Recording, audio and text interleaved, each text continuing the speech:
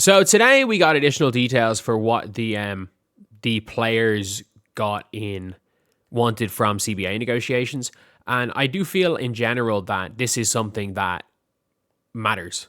It obviously matters, and I think the rev split is too low. I think the players, when you take into account charter flights, all the other extras, I think 15% might be a sweet spot. Because you might be saying, oh, but like they could get so much. You also have to take into account 58% of the revenue is not there. So they're working off 42%. So even if you got if you want 50% like the NBA, that's 24%. And you're not able to do that because things like charter flights, it's not more expensive. I know it's more expensive on a per game basis, but it's only half as expensive for the charter flights for the NBA and WNBA. Because you play more than half the games. There's only it's half the expense. But again, you bring in 5% of the revenue the NBA brings in. And like even in the TV deals, like people don't understand when they talk about the TV deals. The TV deals barely cover an entire team's TV deal barely covers charter flights. Like it barely covers charter flights. Because it's 20 million a year. It's 200 million a year. By 15, but I think there's going to be 18 teams by the end of it, but let's just say by 15 teams. So that's like what? Like 12 million a year. And then you have to remember, you don't touch 58% of that TV revenue. So it's 42% of 10 million, let's just say for arguments, of 12 million. So what's 42% of 12 million? Like 5 point something. Which is obviously, it's tough. Or is it even 5? But it is tough to... no, that's definitely 5 point something. At the same time, look, it's tough to give them too little money.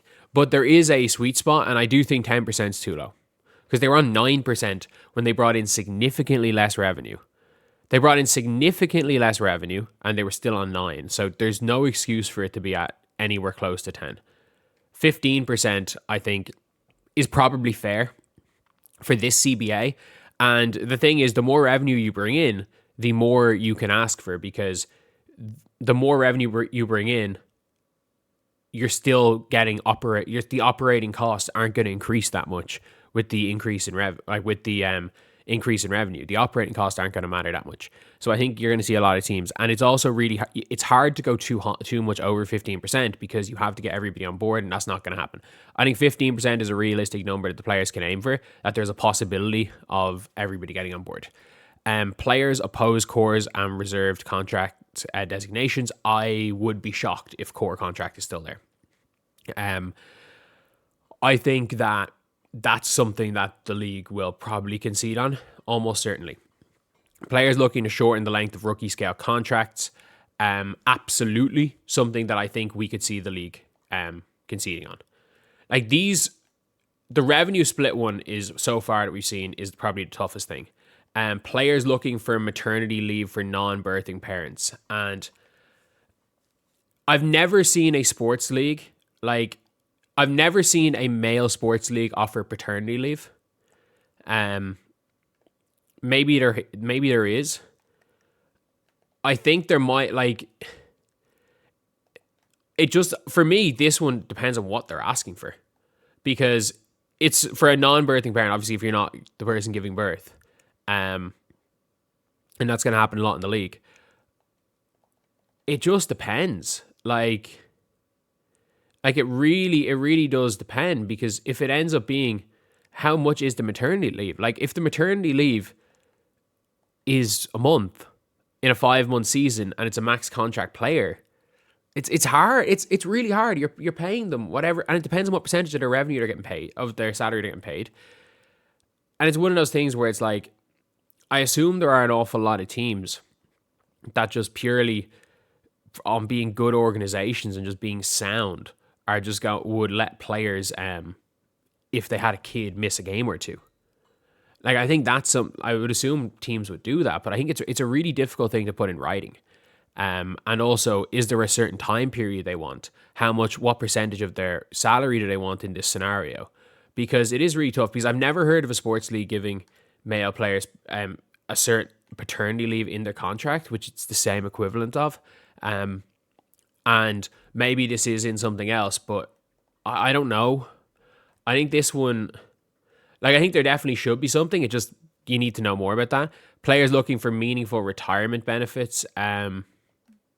Yeah, absolutely. Absolutely. Like, I think the minimum should be like the NBA. I was about to say the minimum should be like the NBA healthcare, but the NBA healthcare thing is, it's fucked. Like, I don't know how long the NBA are going to continue to offer healthcare after the whole the Glenn Davis wasn't even the ringleader. I can't even remember who was ringleader. Glenn Davis ended up in jail because of it. So basically, a whole bunch of NBA players, they got some doctor to write, like, they basically pocketed a bunch of money. They committed fraud. They used the NBA's free healthcare to commit fraud. So for me, it's a really tough one when it comes to benefits, because I don't know if there's like an exact pension. For the NBA, to get them for your family, you need to have played 10 seasons. But again, the NBA has the money to do that. I do think there needs to be something for retirement for WNBA players. Absolutely needs to be something.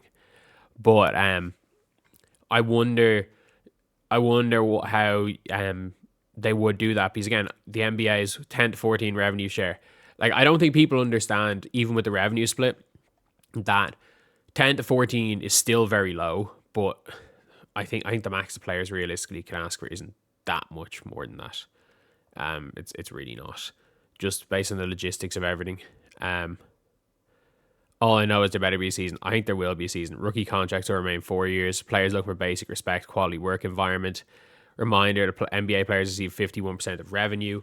The reason why the WNBA, like,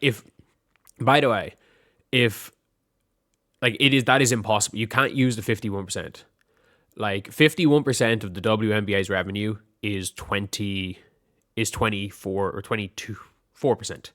51% would be 24 point something percent of 24.4% of the revenue would be if they got 50% of the WNBA's revenue. But then you also have to take into account that operating costs as a percentage of total revenue is significantly higher in the WNBA.